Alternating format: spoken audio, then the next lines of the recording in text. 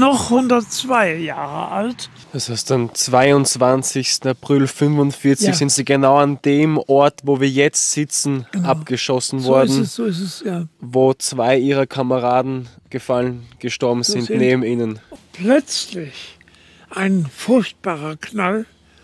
Da kam der Schuss von hier unten. Das war ein Josef Stalin II, der größte russische Panzer. Der Ladeschütze war einer namens Bayer. Der Funker hieß Gerhard Fischer. Ihm hat es den Kopf abgerissen und der Kopf ist dem Ladeschützen, hat er mir noch gesagt, in den Schoß geflogen. Wären wir noch ein bisschen weiter gekommen, ich schätze mal 15 Zentimeter, dann wäre ich auch hier bei den Toten gewesen. Es ist immer umsonst, wofür die Menschen in solchen Fällen ihr Leben gegeben haben. Tod, Trauer, Kinder, Enkelkinder. Alles das wird offenbar hinein. Für die leben, die Toten können es nicht mehr sagen. Deshalb sind wir hier, um zu erinnern daran, dass das Geschehen Wahrheit war. Und das, was heute übrig geblieben ist von dem Erinnern daran, das ist nur ein klein bisschen Wahrheit. Das andere ist schon Vergessenheit. Und das ist, was mich so innerlich traurig macht. Das ist ein Grund, es allen zu sagen. So stark wie ihr könnt, tu das. An unserem Platz, wo wir stehen, können wir handeln. Können nur im Sprechen mit anderen ihnen sagen, die Wahrheit ist das und nicht das Vergessen. Das Denken, das Andenken an die Menschen, ja, aber das Vergessen von Verbrechen nicht. Und ich bin überall ein Protagonist dafür, dass Krieg Unrecht ist. Das Schlimmste, was es ist ja wirklich, wenn ein Mensch dem anderen das Leben nimmt, dann ist er ein Mörder. Und der Politiker, der entscheidet, dass ein Krieg geführt wird, dann lässt er Tausende oder zigtausende Menschen Mörder werden. In Wahrheit ist er der Mörder. Und die, dem per Gesetz dann gezwungen werden, über Wehrpflicht oder alles Mögliche, wieder Soldaten zu werden. Ich weiß nicht, wo ist noch Recht und wo fängt das Unrecht an und umgekehrt. Wisst ihr's? Hast du dich jemals gefragt, was uns die allerletzten Zeitzeugen aus der Zeit des Zweiten Weltkrieges erzählen können? Ich habe heute die große Ehre, einen 102-jährigen Zeitzeugen zu interviewen, der uns hier an dieser Stelle erzählt, wo er vor 80 Jahren im Panzer abgeschossen geworden ist. Und dieser 102-jährige Zeitzeuge erzählt uns heute seine Geschichte, wie er den Zweiten Weltkrieg miterleben musste und seine Weisheiten, was wir heute dafür tun können, dass sich diese Zeit von damals nicht wiederholt. Ein großer Dank gilt nicht den 102-Jährigen selbst, sondern auch der Familie Kerschenbauer, die dieses Zusammentreffen möglich gemacht haben, hier an diesem Ort dieses Interview führen zu dürfen. Auch ihren langjährigen Freund und bekannten Universitätsprofessor Herrn Claudius Dansky, der mit ihnen hier diesen weiten Weg, da über 1000 Kilometer gefahren ist, um hier an diesem Ort das Interview heute machen zu dürfen. Ja. Großes Danke, ohne Ihre Hilfe wäre das alles nicht möglich gewesen. Ich bin Daniel Bleunig, bin diplomierter Gesundheits- und Krankenpfleger und genau diese wertvolle Zeitzeugengeschichte wirst du heute bekommen. Darf ich fragen, wie jung Sie sind? Ja, natürlich. Ich bin jetzt noch 102 Jahre alt und hoffe in ein paar Monaten das 3. Lebensjahr vollenden zu können. Ob, das liegt nicht in meiner Hand, ebenso wenig wie mein Gekommensein. Ich bin also am 21. im August 1922 in die Lage gekommen, das Licht der Welt zu erblicken. Im Hause meiner Eltern, die schon ein Kind verloren hatten, nachdem sie nach dem Ersten Weltkrieg zueinander gefunden hatten. Mutter vollweise Vater halbweise. Allerdings waren sie beide aus begüterten Häusern, wobei die Mutter dabei den größeren Rang hatte, mein Vater eigentlich nur nachher nicht mehr. Sie waren aber in einer wohlbehüteten Landschaft, eben auch Mittelgebirge wie hier, das Siegerland. Und ich erinnere mich früheste Kindheit daran, dass ich in das kleine Bett gelegt wurde vor dem Elternbetten. Und ich sah, die Wolken wurden, die Himmel zugemacht am Nachmittag. Und ich konnte nur noch so duster, so dunstig sehen. Und da habe ich protestiert dagegen. Damals habe ich geschrien, ich wollte also nicht einschlafen, ich wollte das Licht. So ist die Suche nach dem Licht auch später verkörpert in anderen schönen Dingen eine Zielsetzung gewesen für mich und Motiv zu suchen. So, das war so. Und nun will ich mich dabei aber nicht weiter aufhalten, denn es kam die schwere Zeit der 20er Jahre. Die Geldentwertung nahm ihren schrecklichen Verlauf. Meine Eltern wurden in den 8 Jahren darauf armer Leute, dass ich 1932 nicht zum Gymnasium gehen konnte. Mein Vater konnte es nicht bezahlen mehr. Er hat ja noch nicht 2 Söhne, andere. Das wurde dann aber dadurch ausgeglichen, dass ich in einer guten Volksschulausbildung war, bis zum Ausscheiden daraus mit einem guten Zeugnis 1936. Das war ich noch keine 14 Jahre alt. Das wurde ich erst im August. Das bedeutete auch, dass ich dann noch Chancen angeboten bekam, um auf anderem Weg zum Einjährigen zu kommen und auf einer Akademie zu beginnen, das Ingenieurwesen, nämlich Wasserwirtschaft, Kulturtechnik, das ist Agrartechnik und Tiefbau. Ja. Vielleicht, jetzt sind wir schon 1936, 37 angelangt. Wie haben Sie das damals erlebt, 1933 im Jänner, wie der Hitler an die Macht gekommen ist in Deutschland? Wie haben Sie das erlebt? Ja, das ist so eine Sache. Die Frage ist sehr gut. Das Elternhaus war unpolitisch. Es war geradezu ein Tabu, wenn jemand von Politik gesprochen hätte. Nicht, weil die Politik damals bei uns, zumindest für mich nicht bewusst, als eine Geschichte mit Fragezeichen für das Volk gewesen wäre, sondern eine nicht zu einem christlichen Elternhaus gehöriges Thema, in dem die Kinder erzogen wurden schon. Wir wurden also auf andere Richtungen ausgerichtet, die in der Kirche, in der Sonntagsschule ihren Anfang nahmen, in das Liedersingen, in die Liebe zur Musik. Das ist jetzt gleichzusetzen dem Licht. Das entsprach meiner Suche optimistisch nicht nach der Dunkelheit, sondern nach der Helligkeit. Das war sogar nachher mein Thema für die Aufhellung von Straßen. Das war mein Forschungsthema. Aber das nur nebenbei. Diese Zeit kam also, dass ich schon 2 Semester hinter mir hatte, als ich mich fragte, da war ich 19 Jahre alt, wozu studierst du? Du musst nachher doch Soldat werden. Inzwischen war der Krieg begonnen worden. Und da hast du hier gebüffelt jede Nacht. Wir mussten viel arbeiten, sehr viel. Es gab noch keine Geräte, die das heute alle machen, sondern das war Arbeit. Aber die Fragezeichen, die wir zu setzen hatten, war, wie sinnvoll ist das? Es wäre besser, wir suchen jetzt die passende Lücke in der Wehrmacht, wo wir mit höherer Wahrscheinlichkeit davon kommen. Und das war für uns der Pilot, die Luftfahrt. Wir konnten irgendwo landen, notlanden oder auch anderswei und wären dann außer Schuss gewesen, wenn wir gut davon kamen. Aber das war die Wahl. Das wurde aber deshalb nicht Wirklichkeit. Es kam Nachricht, es wollten alle jungen Leute zur Wurfswaffe. Also habe ich mich freiwillig gemeldet. Da konnte man auch die Waffengattung wählen.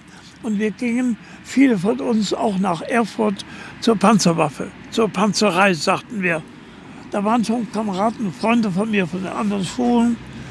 Und so habe ich mich angemeldet für diese Panzer. Da mussten wir aber vorher alle eine Zeit im Arbeitsdienst absolviert haben. 3 Monate dauerte das nur. Und das war damals in der Rhön. Und da wurde gerade ein Moor entwässert. Und das hatte ich gerade mit meinem Studium zum Abschluss gebracht. Da wusste ich mehr von als die Arbeitsführer, die dort das Sagen hatten. So eine Abteilung, die da arbeitete, das waren ja auch immerhin 200 Leute oder 250, ich weiß nicht so genau, also recht viele. Und ich wurde hofiert. Ich wurde nach 8 Tagen oder 9 Tagen schon Hilfsausbilder, war Stubenältester. Ich hatte schon was zu sagen. Ich habe mich damals gefragt, wieso. Auch vielleicht kann ich gut lachen oder warum, ich wusste es nicht. Ja, aber die Zeit ging vorbei, aber mit einer guten Beurteilung. Aufgrund dessen kam ich nach Weimar, nach Erfurt. Und dort wurde ich sofort als Offiziersbewerber schon gebucht, weil ich Student war. Der Ausweis wies das aus. Und so kam ich dann in eine Einheit, die den ersten Ersatz für die schon dezimierte Panzerregiment 1, die erste Panzerdivision, die dann auf dem Vormarsch nach Leningrad damals war. 1941. Das Unternehmen Barbarossa. Und da wurden wir aber gestoppt. Es ging alles in Güterwagen, und zwar von Weimar aus. Und in den Güterwagen war Stroh. Und da lagen wir auf dem Stroh. In der Mitte war ein Kanonenöfchen für 30 Leute. Und da wurde Brot, Gummisbrot draufgelegt und geröstet. Da war das wie Kuchen. Irgendwo kam man an der Feldküche dann und hat uns warme Suppe gegeben. Da musste der Zug stehen bleiben. Zu den Toiletten gab es auch keine Wege. Die waren irgendwo am Bandamm. So kamen wir nach Lettland, an die Grenze nach Livland. Und dort feierten die Leute sozusagen den Erntedankfest. Und sie hatten eine Bühne aufgebaut nahe Bahnhof mit Girlanden und machten Tanz und Freude. Und wir kamen dazu. Und wir waren für die Leute die Befreier. Das war vorher von den Stalins-Truppen besetztes Gebiet. Und die Leute waren nicht gut, auf den Kommunismus und auf den Karl Stalin zu sprechen. Wir waren die Befreier, wirklich. Die Rote Armee wich ja auch unerwartet schnell zurück. Wir hatten relativ wenig Verluste. Zu Beginn? Ja, zu Beginn natürlich. Und, aber dann war ein Stopp, weil die Aufgabe, die Spitze dieser deutschen Wehrmacht war, das war mein Regiment für Strasco-Liceo. Die wurden weggezogen und was dann geschehen ist, hatten deren nichts mehr mit zu tun, konnten das nicht. Wir waren nämlich approbierte Angriffsspitze und wurden nach Moskau umgeleitet. Wieder zurück von Witebsk über Smolensk und dann Richtung Rzew. Das ist hier Moskau und der Rzew, da liegt hier Sitschewka und auf der Bahnlinie liegt hier Pogorelje-Gorodice und bis dahin, kurz vor Klin, waren meine Kameraden von oben gekommen und hatten die Russen kurz vor Moskau. Die konnten schon die Kraftwerke von Moskau sehen. Aber hier wurden wir nachts ankommend auf den LKWs, wo die Benzinfässer drauf standen, die so kalt waren, dass wenn man die anfasste, dass die Haut dort verbrannte wie beim Verbrennen am Feuer oder am Stahlofen. So auch dort. Und dann haben wir uns davor natürlich fürchten müssen. Ich kam davon, andere haben vielleicht Gelegenheit gehabt oder gefunden, früh nach Hause geschickt zu werden, weil sie Erfrierungen hatten. Denn wir hatten keine Winterkleidung. Noch einmal setzt das deutsche Oberkommando alles daran, nach Moskau durchzustoßen. Vergeblich. Den deutschen Soldaten fehlt die Winterausrüstung. Sie kämpfen in ihren Sommeruniformen, während die Temperaturen auf minus 20 Grad sinken.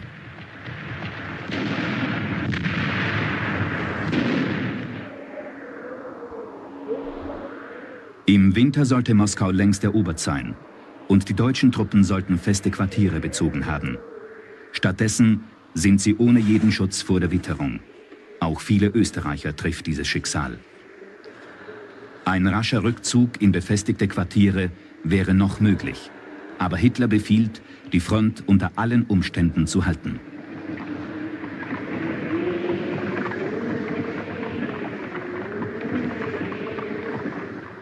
Der motorisierte Nachschub kommt bald zum Erliegen. Pferdeschlitten kommen gerade noch durch. Nur wenige Filmaufnahmen wurden damals gemacht und nur ganz wenige sind erhalten geblieben. Aber auch diese wenigen lassen erahnen, welchen Strapazen die Soldaten damals ausgesetzt gewesen sind. Es war so kalt. Die 50 Grad minus haben wir nicht so ganz gehabt, aber 48, glaube ich, oder 45. Es war sehr kalt. Und wir hatten zum ersten Mal zu Weihnachten Post bekommen, nachdem 3 Monaten wir schon in Russland waren. Und die Post bekam mit kleinen Kettenpäckchen. Das waren kleine Verpackungen, alle mit einem Seil verbunden. Denn unterwegs wurden die manchmal gestohlen. Und damit das der Diebstahl schwer gemacht wurde, hat man die als Kettenpäckchen verschickt. Da war ein Stück Seife drin, Zigaretten drin, alles so Kleinigkeiten, die man als Soldat nicht mehr hatte, die längst aufgebraucht waren. Und jetzt das noch gerade noch erzählen. Und das war so schlimm. Wir hatten 20 Minuten, durften wir draußen in der Kälte sein, da mussten wir wieder reinkommen, die nächsten wieder 20 Minuten Ablösung und so. Und dann gab es Weihnachtsessen und wir hatten einen Mann, der hieß Walter Hartlich, das war ein Fahrer und der bog die Reibeplätzchen auf so einem Blech in dem Öfen der Russen. Oben schliefen die drauf, die waren ja gemauert und da wie bei einem Bäcker früher die Öfen waren, die Bretter reingeschoben haben mit den Broten drauf, dem Teig. So, jetzt hat er das Blech mit dem Kartoffeln gerieben, was weiß ich, was er reingetan hat. Aber das wollte nicht so recht, das Feuer. Da hat er so einen Schuss Dieselöl da reingeschossen, aus der Flasche. Und die Flamme kam zurück. Und als der Walter schreckt, guckte sich um, da war das ganze Gesicht schwarz. Und auch die Augenbrauen waren weggebrannt. Aber Gott sei Dank war ihm weiter nichts passiert, als dass er wieder warten musste, bis die Haare irgendwann wieder seinen Kopf schön gestalteten. Und ich habe das Weihnachtsevangelium vorgetragen, auswendig, soweit ich wusste. Ich konnte das noch ganz viel. Und dann hatten wir das erste Mal Post, die große Freude. Und dann nimmt einer die Gitarre aus Köln und da hat er ganz wunderbar gesungen. Wenn ich so an den Helmort denke und sehe der Dom so firmer stund, möchte ich direkt auf einmal schwenken. Ich möchte sofort noch gelühen. Das war unsere Sehnsucht. Und wir haben später das Lied dort von einem unserer Offiziere gelernt. Der war bei den Walfängern und der hat uns das Lied beigebracht. Show me the way to go home. I am tired and I want to go to bed. I had a little drink, it's right on go to my head. Wherever I go, on land or sea or foam, I am always singing the song, Show me the way to go home. Das war ein Kinderlied, habe ich ja später gehört. Aber das war Defätismus. Wenn das einer von den Nazis gehört hätte, dann wäre der im Gefängnis gelandet und vielleicht sofort erschossen worden. Aber hier waren wir in dem Dorf angekommen, hatten uns zum Schlafen hinzulegen. Das Schlafen bestand auf einer Zeltplan und einer Decke, die hatte jeder, und einen Mantel. Den haben wir die Decke unten hingelegt und den Mantel uns übergedeckt und Tornister, kein Tornister, eine Packtasche als Kopfkissen. Und da hieß es, der Russe ist da, schnell, wir müssen wieder aufstehen. Und noch nicht waren wir eingeschlafen, da waren wir wieder zurück aus den Häusern. Denn die Russen waren am anderen Ende vom Ort, nicht weit davon. Und auf dieser Rollbahn passierte mir was ganz Ungewöhnliches. Denn es war Schneesturm, leicht, das habe ich übrigens vergessen zu sagen, leichter Schneesturm. Von der Seite blasen die Schneeflocken und wir waren auf der Rollbahn, das heißt, eine im Forst schon erfrorener Boden, wo schon viel Fahrzeug gefahren war, sodass eine Schneedecke keine Rolle spielte. Da kommen mir Leute entgegen und ich rufe denen zu, ihr braucht nicht mehr weiterzugehen, der Russe ist schon in dem Ort. Und an meiner Stimme hatte irgendeiner was erkannt. Ich weiß nicht, jedenfalls kommen wir uns näher und der macht sein Kopftuch. Das war so ein großer Stickstrumpf für den Oberschenkel von der mächtigen Menschen. Der passte gerade dahin, um die Ohren zu schützen. Der hatte das hochgeschoben. Da guckt mich an. Jochen, sagt er mich, nannte mich mit Vornamen. Gerhard war mein Jugendfreund. Wir beiden kannten uns auf der Rollbahn in der Dunkelheit im Schneesturm. Er wieder, weiß nicht, wo das Licht herkam, das weiß ich nicht mehr. Ja, aber der ist früher nach Hause gekommen. Er war der einzige Sohn eines Fabrikanten und die stellten auch natürlich alle irgendwelche wichtigen Waren her. Und deswegen wurde der vorzeitig entlassen und war später ein bedeutender Erfinder, denn der hat den Drehkippbeschlag für Fenster und Türen erfunden und der in der ganzen Welt Patent war. Und er hat seine kleine Firma von seinem Vater, der geerbt hatte, 180 Personen oder 200, hat er vermehrt auf 2.500. Sigenia ist die Firma. Dann kam der erste Einsatz. Sie wollten noch was fragen? Nur zu dem Zeitpunkt waren Sie 19 Jahre jung. 19 Jahre. Ja. Der erste Einsatz. Ja, das war was. Da wird man einer Panzerbesatzung zugeteilt und es bist auf einmal Ladeschütze. Und da gibt es natürlich Leute, die machen einem Angst und die anderen, die machen einem das Gegenteil. Aber es gibt so Unterhaltungen, wo dann ein oder andere Mal über die Grenze dessen, was man sagen sollte oder könnte.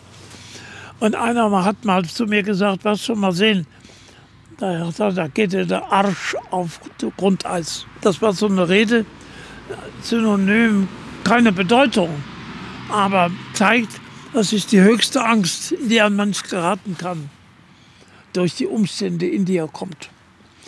Aber der hat es nachher noch bezahlt. Ja, also der erste Einsatz war so, die Klappen dicht. Wir müssten die Russen von der Schiff aus, also im hohen Bogen, einkesseln über Witebsk nachher. Da hatte der Russe, der Lukaschenko, glaube ich, hieß der russische General, kann auch ein bisschen anders heißen, denn wir wussten ja nichts Genaues. Namen nicht, keine Ziele. Wir wussten nur gehorchen im Panzer, diese Funktion auszuüben, die ihm zugewiesen war aufgrund des Platzes, die er im Panzer einzunehmen hat. Von dem konnte er auch nicht weg. Hatte keine Wagen. So, und dann ging die Fahrt los und ich kann mich erinnern, ja, es klingelte manchmal mit Infanteriegeschoss. Das hat uns ja nichts ausgemacht. Aber habe ich befürchtet, das kommt auch mal gleich ein größerer Schuss. 2 Zentimeter konnte an der Seite schon rein. Von vorne hatten wir aber zur Verstärkung, das waren vielleicht nur 3,5 Zentimeter oder 4, ich weiß es nicht mehr. Da haben wir Ketten vorgelegt, Glieder von der Kettenart, Ersatzketten. Da waren so Halterungen, so konnte man die von vorne treffenden Geschosse aufhalten. Die explodierten dann dort oder erst abgeschwächt nachher an der Panzerwand. Aber wie gesagt, dieser Fall bei uns geschah da oben nicht, bei mir. Bei anderen wohl. Aber das war mal der, mal der. Wir hatten am Ende in richtiger Überlegung durch den General, ich weiß jetzt nicht mehr, wer das war, der hatte gesagt, wir holen die auch noch mit ein, die uns holen wollen. Und dadurch haben wir Millionen Gefangene gemacht. Sie waren ja in dieser Schlacht von Reshchev, das sind ja ganz 100.000 Deutsche gefallen, fast 1 Million Sowjets in dem Fleischwolf von Reshchev. Davon kann ich gar nichts sagen, denn da war ich nicht bei. Denn wir waren unten eingesetzt über Wjasma von Belarus, jetzt auf Moskau zu. Und später war das erst in Reshef oben. Aber ich kann das schon schildern, was in Reshef für uns passierte. Wir kamen nachmittags gegen Abend an und würden uns auf den Höhen hinter Reshef, auf der Höhe, eingraben in den Boden, in die Klamm, in die Oberlage des Berges. Und das mussten wir von Hand machen. Denn die Häuser, da waren oben nur 3 Häuser. Und ich bin dann zu einem der Häuser gegangen und wollte da sehen, ob da Platz für uns wäre. Da machte die Tür auf, da kommt von drinnen ein Schrei, Tür zu. An dem Wort Tür zu habe ich gehört, das waren Siegerländer aus meiner Heimat. Ich mache die Tür damit zu, die waren alle so mit Sackleinen verkleidet und Stroh davor, damit die nicht so viel Kälte reinließen. Da kommt er da runtergestiefelt, da rief ich, Riebekoche! Das war unser Losungswort. Und wenn wir Riepe kochen, da wussten wir, der andere kommt aus dem Siegerland, also aus meiner Heimat. Ja. Und der konnte auch einen anderen nicht sprechen. Da konnte man hören als Siegerländer, dass das ein Fremder war, der Fuß. Aber was? Da kommt der dann die runtergegangen, da waren so mehrere Stufen drin, wo, weiß ich warum, kommt er runter, damit er nicht auf die Soldaten traf, die da lagen und schliefen, nimmt das Feuerzeug und sagte, Jochen, wirklich wahr. Klaus, das war der Sohn von meinem Kinderarzt, Klaus Bäumler, der mich gut kannte natürlich. Und noch eins, als wir gerade einen Monat lang Soldat waren, vorher in der Kaserne noch, da waren 2 Todesanzeigen in der Zeitung. Ich machte Stubendienst, abends muss man melden, Stube sowieso, Soldaten so und so viel Zoll und Mill und so weiter. Da rief einer von übernächst, da war der UVD noch, die sagte, Jochen, komm mal schnell, du bist gefallen. Und ich bin da hingegangen, da war tatsächlich die Sieger Zeitung, wie ich glaube, war das eine extra für die Front gemachte Exemplar. Und da waren 2 Todesanzeigen drin, Joachim Schmidt und Vater Albert Schmidt und die 3 Brüder, da waren es noch 2 Brüder, glaube ich, der kam ja später. Und der Klaus Bäumler mit der gleich großen Anzeige darunter. Wir beiden waren wirklich schon in der Zeitung als gefallen gemeldet. Damals bin ich zum Kommandeur gegangen am nächsten Morgen und wollte nach Hause, Sonderurlaub haben. Da sagte er, komm mal rein. Ich sagte, du kannst doch noch gar nicht grüßen, ich kann dich noch nicht nach Hause lassen. Wir rufen mal deinen Vater an. Mein Vater angerufen, meiner Gegenwart, hat er ihm gesagt, ich bin wohl auf, das ist ein schlechter Scherz und das wird untersucht und du kannst gar nicht das recherchieren. Das müssen Leute machen, die das kennen. Er hat mich entlassen, aber in netter Weise. Und der Mann hieß Dünsch.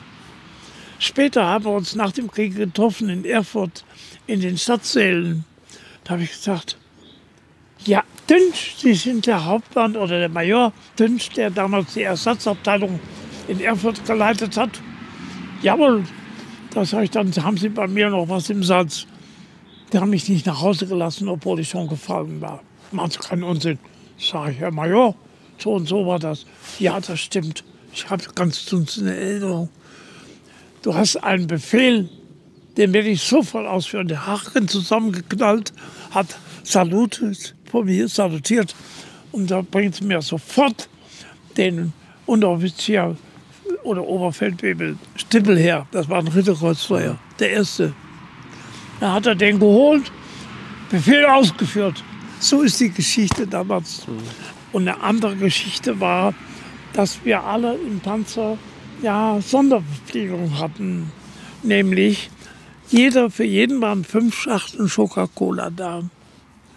Und auch ein Gebäck, so kleine Kekse, die konnte man essen Und der Speichel reichte aus, um die aufzuweichen. Wir brauchten kein Wasser dazu. Das war für den Fall, dass von oben her ein Befehl gekommen war oder zuletzt von dem Panzerkommandanten im Falle der Anschließung, dass man sich damit für 5 Tage ernähren konnte. Ja, aber wir hatten das Loch fertig, in dem wir geschlafen hatten. Da waren 5 Mann in 2 mal 2,30 Meter oder 2 Meter und 2,50 Meter. Und der Mann war mein neuer Feldwebel, ein Kommandeur von der Luftwaffe, ein Kommandant. Und der hat sich ganz komisch mir gegenüber verhalten. Der Chef sagte zu mir, unser großer Chef, wie sind Sie denn mit Ihrem neuen Kommandanten zufrieden? Ich sage, das und das ist mir passiert. Der Mann, der sollte auch mit Schanzen, mit ausheben. Wir waren ja nur 5 Leute. Und der hat so getan, als ob das nur die anderen 4 machen. Aber er als Kommandant braucht das gar nicht. Dabei wussten, wir hatten das vorher ausgemacht. Da sagte er, ich glaube, der muss mal einen Kommandantenlehrgang machen. Der kam von der Luftwaffe. Dann hat er ihn zum Kommandantenlehrgang abgesandt und machte sofort an dem Tag auch einen Appell in Sonderverpflegung. Da musste ich und jeder Kommandant vor dem Panzer stehen mit der Besatzung. Und die Coca-Cola-Großen von jedem Panzer waren 25 Stück. Die mussten aufgeheizt sein und die Meldung gemacht, ist, soll 25, 25. Und bei mir waren es 25, 23. 2 Schachteln fehlten. Was ist hier los? Das habe ich geantwortet. Herr Hauptmann, ich habe gestern oder vorgestern Panzer-Sonderverpflegung übergeben bekommen im Protokoll. Der Kommandant ist zum Lehrgang abkommandiert und heute fehlen 2, jetzt sind nur noch 2 da. Mehr kann ich nicht sagen. Dreht er sich um, sagt zum Spieß, sofort einen Melder nach Vjasma, 100 Kilometer weg oder 80. Der Melder musste sofort losfahren und noch ehe der Zug dort war, war der am Bahnhof mit der Feldgendarmerie. Der Zug hier kam und hielt, der Mann kommt aus dem Zug. Machen Sie Ihre Packtasche auf. Er hatte 2 Flaschen Coca-Cola da. Der war nicht länger mehr Offizier, Oberfeldwebel oder sowas. Und er kam vors Kriegsgericht und ich habe nie mehr was von ihm gehört. Das war es auch. Wir hatten also auch Probleme untereinander. Und die Kameradschaft verbot doch, sowas zu tun. Sie seien ja vielleicht kurz zum Panzer, Sie seien als Fahrer und als Funker ausgebildet geworden. Ach so, nein, als Fahrer, Funker, Ladeschütze und Richtschütze. Als Kommandant wurde man aber nicht ausgebildet, speziell. Ja. Das wurde man im Laufe der Zeit aufgrund der Erfahrung und der Sicherheit, will ich mal sagen, mit der Befähigung, Kommandant zu sein. Man durfte so viel oder musste so viel sein, wie das der Panzer in seinem Einsatz gebot. Die mussten alles strikt gehorchen. Da gab's, man gibt auch keine Befehle innerhalb des Panzers in einem Gefecht, welches irgendwelche andere Belange als das Überleben wollen zum Ziele hat. Das ist ja wohl klar. Und deswegen ist dieses Regulativ nur beschränkt oder problematisch außerhalb des Kampfes. Und dann waren dann die Leute auch mit ihrer persönlichen Kompetenz oder Achtungsposition vor den anderen, dass sie anerkannten, dass er ein Vorgesetzter war. Das war denn auch die Rolle, die er so zu spielen hat, wenn er gespielt hat, zu spielen haben. Jetzt sind wir ja immer alle Menschen in den Rollen, in denen wir leben, nicht wahr?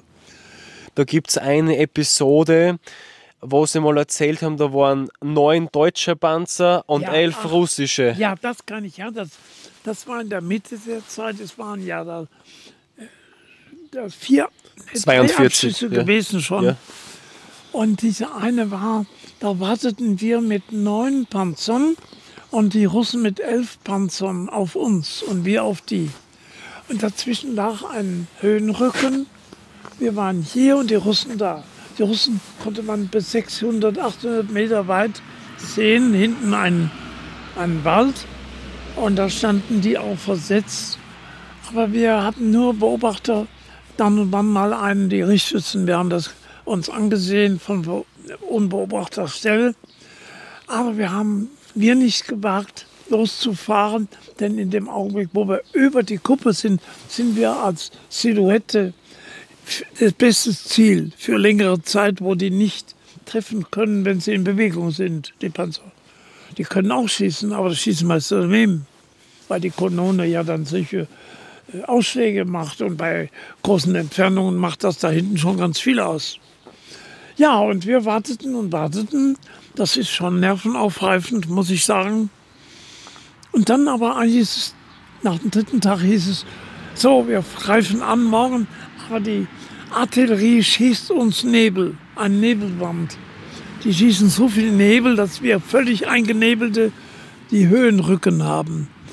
Und dann fahren wir in den Nebel und aus dem Nebel herauskommend können wir die noch besser sehen als die uns. Und dann haben wir tatsächlich in sehr kurzer Zeit alle 11 Panzer abgeschossen. Und wir keiner von uns. Und ich hatte davon bei meinem ersten Einsatz als Richtschütze 3 abgeschossen. Ich konnte es überhaupt nicht begreifen. Auf 600 Meter habe ich getroffen. Einen Schuss.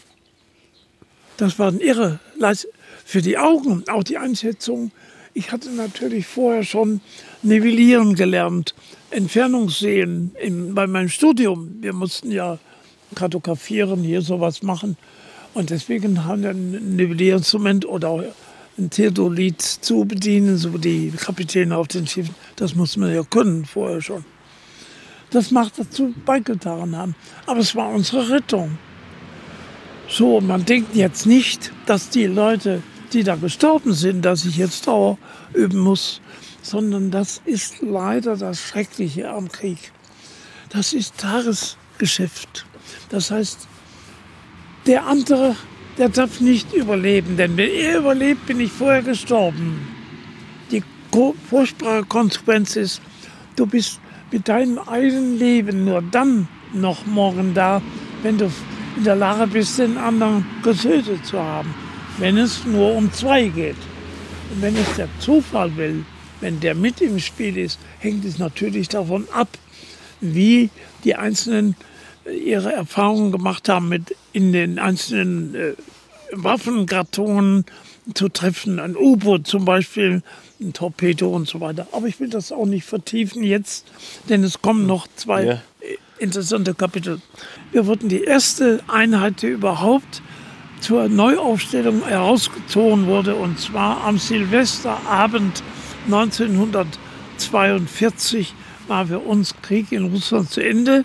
Am Neujahrstag stand in Wjasma der Zug zum Westen und wir wurden dort entlaust in den großen Saunen mit sehr, sagen wir mal, starken Mitteln, Hitze und so weiter. Das war die Voraussetzung, dass wir überhaupt über Grenzen fahren durften. Und dann haben wir auf der Fahrt nach Frankreich erlebt, wie die Bebauung so zunehmend schöner wurde, die Gärten schöner wurden in Polen, in Deutschland. Und in Antwerpen gab es dann die erste Blausäure-Entlausung noch, eine zweite starke Entlausung. Und jetzt wurden wir für 3 Tage nach Paris unter Führung eines Leutnants oder eines Offiziers in Gruppen von eben 30 Leuten nach Paris. Und die Abende in Restaurants, auch in den Nachtlokale, die in Paris eine hohe Kultur hatten. Das Casino de Paris, das war ein Riesenkino. Von Frankreich aus wurden wir dann nach Griechenland geschickt. Und wisst ihr warum? Weil der Stalin Angst hatte, dass wir nach der Neuaufstellung in Frankreich frisch bewaffnet, ausgeruht, ausgebildet, Stalingrad wieder zurückerobern würden. Stalingrad war jetzt gefallen, Anfang 1943. Dann hat den Churchill gebeten, eine Geheimbotschaft über den Geheimdienst, den militärischen, in die Welt zu setzen, wonach aus sicherster Quelle, aber höchst geheim, die Engländer planen, nach dem Verlust von Nordafrika wieder eine Invasion in Griechenland durchzuführen. Und deswegen sollte er die erste Division nach Griechenland und nicht nach Russland kommen, damit wir nicht für Stalingrad-Entsatz zur Verfügung stehen. Das haben wir erst später, kann man in der Literatur lesen, in der einigen, ich weiß nicht in welcher, aber ich weiß das. Das war also der Irrtum und für uns das große Glück, denn in Griechenland machten wir jetzt einen Anschlusslehrgang. Es war eine wunderbare Landschaft. Es waren die Griechen auch, die wir von unseren höheren Ausbildungsstätten her, von griechische Geschichte über die Römer, Geschichte für Europa, für uns, die waren bewunderte, große Künstler, wie wir alle wissen. Deshalb hatte die Griechen bei uns auch heute als Gastronomen in Deutschland ein gutes Ansehen. Aber soweit nur so gut. Bis dahin, was das ausfolgt, ist jedenfalls, ich machte einen zweiten Lehrgang. Auch der zweite Lehrgang war wieder bestanden. Zu zweit von 60 waren wir jetzt die vorgesehenen Kandidaten für die Waffenschule. Und jetzt kommt noch eine wirkliche Geschichte, fällt mir gut ein. Ja, ich hatte den Auftrag zum Schluss, nun auch noch den Schlussabend zu gestalten in einem Olivenhain. Das war so eine da waren so die 60 Leute saßen da so in der Ellipsoid, in so einem Halbrund. Und ich hatte mir von den Griechen eine Gitarre wieder besorgt und mit denen zu singen. Da wird ein Teil dieser Zeit schon sozusagen verwendet. Und der übrige Teil hatte ich mit einem Vortrag mit dem Thema der deutsche Offizier, das Vorbild der Soldaten oder also jedenfalls der hohe Anspruch an den, darüber zu sprechen. Und ich war mit diesem mein Idealbild, das hatten wir vorher gehört, wie wir sein sollten, für mich auch leicht zu repetieren, sodass ich konnte wirklich reden, obwohl ich immer Angst davor hatte. Und da setzten sich zwei Leute zu meinem Ausbilder.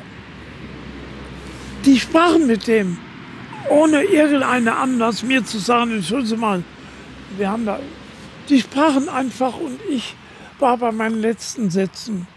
Da habe ich dann gewagt zu sagen, und ein deutscher Offizier spricht auch nicht mit anderen Leuten, wenn jemand eine Rede hält. Auf dienstlichen Befehl. Eisige Stille und ein schneidendes Wort. Schnitt, eintreten. Die beiden waren von der Waffen-SS, von dem Waffen-SS-Geheimdienst, von der Napola. Und die waren geschickt worden, weil die gelesen hatten, wer jetzt zur Waffenschule sollte. Bei Hitlers Attentat am 20. Juli war es der Adel, der für Hitler verwirklicht gemacht hat, was sie befürchtet und behauptet hatten, der Adel gegen den Nationalsozialismus waren die auch in der Regel. Aber der vom Adel, der jetzt einen Schmidt nominiert zum neuen Offizier, der muss ja eine Art haben, der muss ja auch ein Nazifeind sein, das wäre ja von denen nicht vorgeschlagen worden. Und das war dann wohl auch der Grund, weshalb die so reagiert haben. Das habe ich also später gehört. Ich wurde also abgesetzt vor meiner Kandidatur. An dem Abend, an dem Nachmittag, ohne das jetzt mal in der Folge zu wissen, zu dem Zeitpunkt, kam noch jemand, das war ein Sonntag, am Freitag war das zu Ende gewesen, Samstag war eine Aufführung in dem Kino in Nauplia, der kleine Hafenstadt in den Peloponnes. Da waren wir. Da bin ich ins Kino mitgefahren mit unseren Kameraden auf dem LKW von der Kompanie. Ohne Ahnung, komme zurück und ich war jetzt der Verbrecher. Es wurde behauptet, ich hätte gewusst, dass ich zum Alarmzug eingeteilt worden wäre und trotzdem wäre ich zum Kino gefahren mit dem Zug. Das war gelogen. Das war einfach erfunden. Ich sollte mich am Montagmorgen beim Chef melden. Der war nur der Stellvertreter Denn der wirkliche Kompaniechef machte Hochzeit in Berlin. Und dieser Stellvertreter, der hat gesagt, ich bestrafe Sie mit 3 Tagen Geschäftenarrest, weil Sie trotz Verbots den Alarmzug verlassen haben. Ich sage, Herr Oberleutnant, ich nehme die Strafe nicht an. Ich war nicht zum Alarmzug eingeteilt. Niemand hat mir das mitgeteilt. Ich habe Sie mit 3 Tagen Geschäftsarrest. Herr Oberleutnant, ich nehme die Strafe nicht an. Das wusste ich, dass man das konnte, von unserer Ausbildung her. Jedenfalls habe ich dann entlassen und am Abend sollte ich einziehen. Vorher war ich der Wachhabende und jetzt sollte ich abends selbst der Gefangene werden für 3 Tage. Und an dem Abend kam der Befehl, das Regiment, die Division wird verlagert nach Russland. Und jetzt war die Entscheidung in Thessaloniki, die letzte Abschiedsvorführung. Und ich war nicht mehr benannt, sondern der Leutnant Spiritus, also der Spiritus, der Freund, und der andere, der, ich weiß nicht mehr, wie der hieß, der an meiner Stadt dorthin geschickt wurde. Ich kam in die Ukraine, ich bekam jetzt ein Motorrad, ich passte ja nicht in eine Panzerbesatzung in dieser Zeit und habe damit einiges Interessantes und Schönes erlebt. Oder auch Gefährliches. Cherkassy warst du. Ja, im Kessel. He was in der Ukraine, ja. Surrounded by the Soviets. And what does he remember from that? Was erinnerst du davon? Zum Beispiel mit deinem Motorrad. Ja, das kann ich sagen. Ich war zu der Zeit nicht im Panzer, weil ich jetzt in einer Motorradabteilung war. Weil ich ja durch den Lehrgang aus der Kampfstaffel ausgelöst wurde für die Ausbildung. Ich kam aber nicht, sondern kam jetzt ich erinnere, also ein Motorrad ist gelaufen, obwohl alles kaputt ging. Und ich musste sowohl die Kupplung als auch die Füße, alles, die Auspuffe, das Ding war nur noch mit vielen Mängeln ausgestattet. Aber ich bin aus dem Kessel herausgekommen. Ich war in Gefangenschaft gekommen und hatte Hände hochnehmen müssen. Da hat ein Panzer von uns auf der Kreuzung gestanden. Den mussten wir Gefangenen jetzt aus dem Wasser geholt. Wir mussten die mit Brechstangen wegknippeln aus der Kette. Und bei dieser Gelegenheit kommt ein Granatwerferüberfall.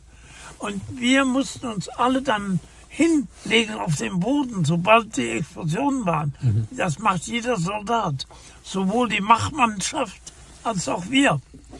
Und da habe ich gedacht, Mensch, wenn die noch einmal schießen, das waren die Deutschen, die jetzt auf den russisch besetzten Straßenkreuzungen schossen, dann weißt du, egal, ob du getroffen wirst oder nicht. Und das war eine Entscheidung, da habe ich Gott gesagt, du entscheidest, ob ich lebe. Und wirklich kam der zweite Schuss. Ich weiß nicht, was danach noch kam, das weiß ich nicht. Nur dann bin ich weggelaufen, das war eine Baumallee und die Häuser standen links und rechts und links war die Verpflegungslager. Das war freigegeben worden. Deswegen hatte ich Kaffee und hatte Zigaretten eingepackt bei mir. Das war sehr wichtig für nachher. Und jetzt bin ich losgelaufen, mal so, und dann wieder mal geradeaus und mal so. Also die konnten nicht orientieren. Und so konnte ich in den Wald laufen. Sie haben mich nicht getroffen. Ich war jetzt im Kessel. Und dann komme ich zu meinem Motorrad. Das war dort in einem Schuppen. Und mein Kaffee da drin und die Zigaretten. Yeah. But at the beginning, I just remember he said that his motorcycle was almost out of order. Everything was defect. So he had to take the gear. He had to do something around his left arm and make the gear going with the left arm. The supply to drive was almost destroyed, but he could drive. von Ukraine seien Sie dann aus dem Kessel ausgebrochen als einziger? Nein. Oder? Das war jetzt, ich sagte, der Wenk hier mal aufgemacht und wir konnten mit dem Motorrad raus und oben an der Auffangstelle, und die hatte einen Hauptmann Zinjox, der hat mich empfangen voller Freude und mich belobigt, dass ich das Motorrad durch den schwarzen Schlamm, die Faden dahin gebracht hatte. Bis dahin war ich der Einzige, der das geschafft hatte. Und da hat sie haben einen Wunsch frei. Ja, sage ich, da bin ich zurück zur 7. Kompanie. Das war meine alte Kompanie. Ich war in der Lehrgänge immer dann woanders hingekommen. Da hat er gesagt, nee, Sie wollen nur nach Erfurt. Nein, ich möchte zur 7. Kompanie. Aber die ist ja in Erfurt. Ja, das ist doch, was ich Ihnen gerne gebe. Und dann hat er mir einen Marschbefehl gegeben nach Erfurt. Unglaublich. Und da hat dieser Kerl, dieser M., noch recherchiert, ob ich die teilbare Bau abgesessen habe. Und nochmal recherchiert. Aber dann kam diese andere Geschichte mit, ich wusste es eben noch, Ungarn, Stuhl, Weißenburg, Debrecen. Ja, und die habe ich ja dann erzählt, wo der Hauptmann Elias gefallen ist, den wir nachher entdeckt haben. Und wir dann auch das wunderbare Erlebnis in Polgrade war das mit diesem Panzerabschuss. Die ganze Armee aufgehalten, die russische, die uns hätte, die deutschen Truppen, die in der Pusta waren, die wären nicht mehr nach Hause gekommen, denn der Plattensee, das hätten sie abgelegt. Das war die Zielsetzung. Und da habe ich abends mit meinem Kameraden dort, der aus Kassel war, aus Marburg war, dem gemacht, einen Stock von 1,42 Höhe mit der Kerbe drin. Das war der Turmträgkranz vom T-34. Das wussten wir, die Höhe. Und wenn man da traf, dann war der T-34 verwundbar. Wie alle. Wir haben deshalb auch so viele abgeschossen, weil wir wussten das ja, und wo sie verwundbar waren, wie bei Siegfried das Blatt auf dem Schulter, nicht? In the evening, he went with a match, burning match, a colleague of him, to find this point, and so they adjusted the cannon for the next morning. And next morning, the Russians came over the hill, and with the first shot, Jochen got this tank. And saved the infantry. And this was where again? It was in Hungary. Wie hieß das? Wo hieß das genau? Polgardi. Polgardi. Yeah. And that was in the morning of 4 o'clock in the morning, in the darkness. Und dann kam in Urkut eine Geschichte. Wir hatten Schaden an der Antenne, mussten in Moskau repariert werden. Und auf dem Weg in Polgrade war das mit diesem Panzerabschuss. Dann kriegte ich den Auftrag, Kabel zu holen in Deutschland. This is really incredible. They've sent him almost through whole Germany to find some cables. At this time, the lack of material was so big that he took some days to find it. He went to Silesia, Breslau, and then to Magdeburg, and then to first place war Brieg in Schlesien, then Dresden. In the next night came the bomber one night before the bombing of Dresden. You know this. One night before the bombing of where? Big bombardment. Dresden. Oh, that was the night before when I passed the station, the main station of Dresden, and then I was the next day in Magdeburg and heard about what has happened the day before.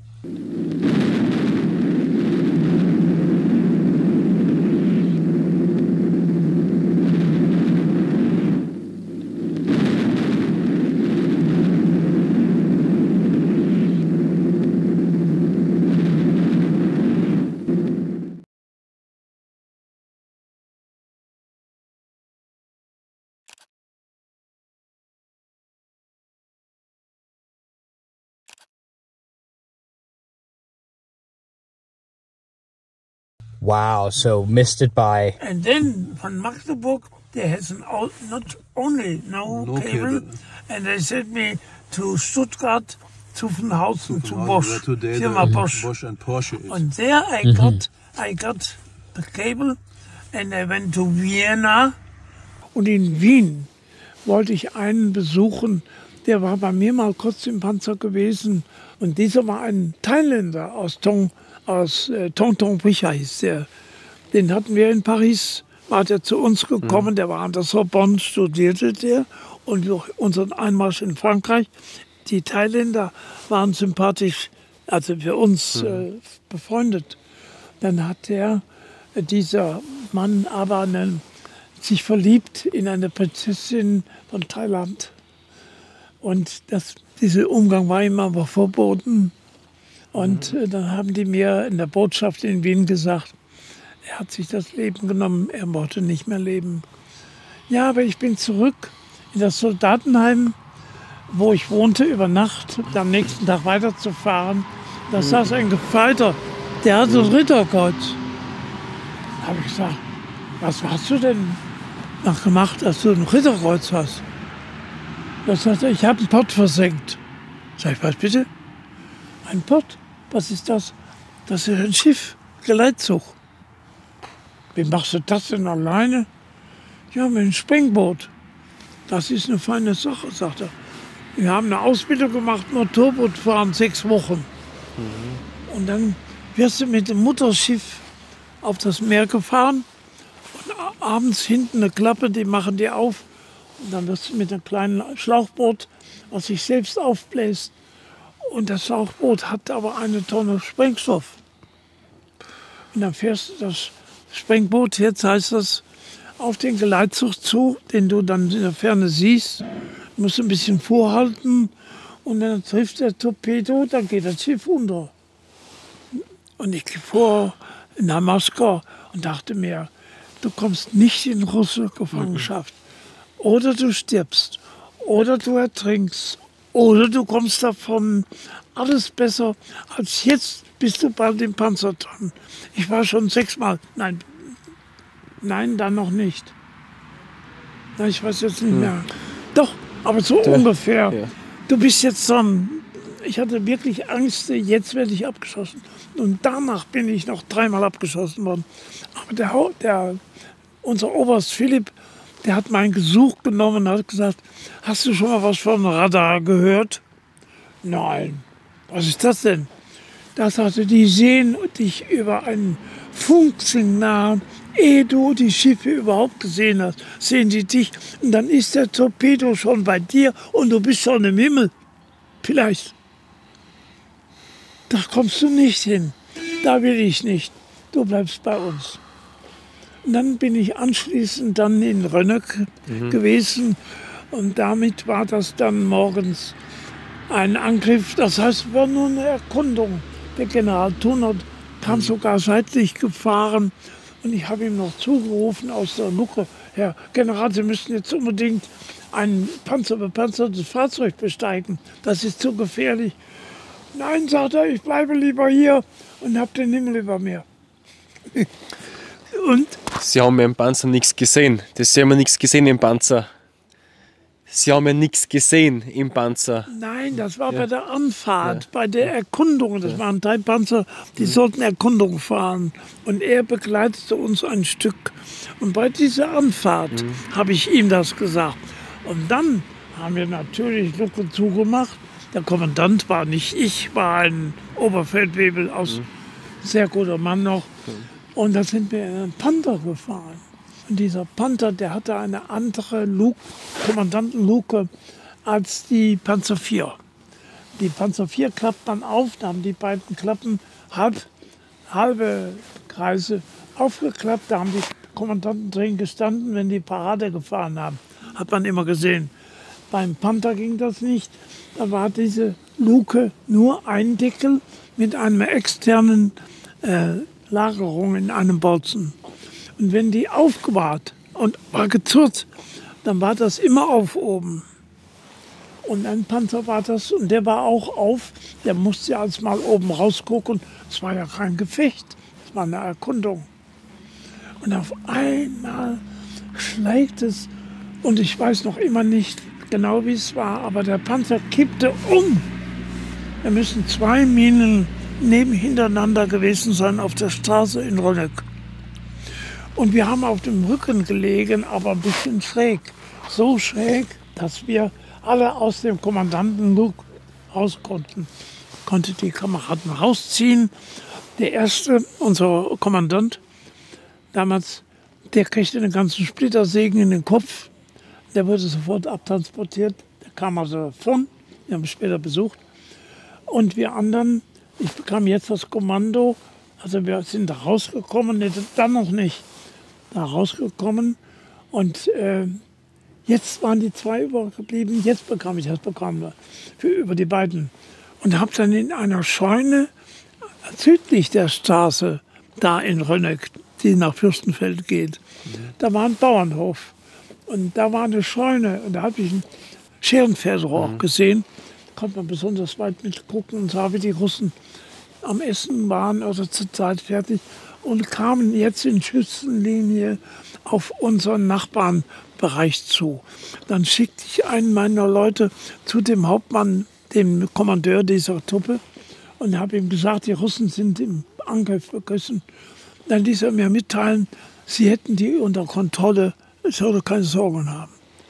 Ich bin jetzt runter an meinen Panzer und kann die anderen Leute, die haben mir warmes Essen, kaltes Verpflegung und vor allen Dingen Munition, große, unseren Dinger waren kürzer, einzuladen. Ich saß in der Luke, der eine gab mir vom Fuhrwerk aus die Granate an mit der Hülse und ich steckte die rein und einer drin in die Taschen, wo die drin hingen.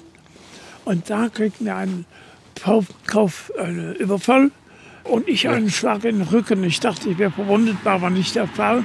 Habe die Sache abgebrochen und bin jetzt reingefahren bis ans Dorfende. Und da war der Hauptmann wohl derselbe. Und der sagte, ich sollte Gegenangriff fahren. Ich habe gesagt, wir dürfen nicht. Der General befohlen, keinen Gegenangriff. Da waren die Häuser, die waren giebelständig zur Straße. Da konnte ich aus dem Schlafzimmer mit einer Panzerfaust einen abschießen. Könnte keiner was gemacht haben. Aber der hat mich gezwungen und wollte mich von hinten erschießen oder auch den Panzer abschießen. Hat er mich bedroht. Deshalb bin ich, ob ich wollte oder nicht, mit meiner Besatzung wieder in das Dorf gefahren. Habe gedacht, da hinten macht er ja sowieso nichts.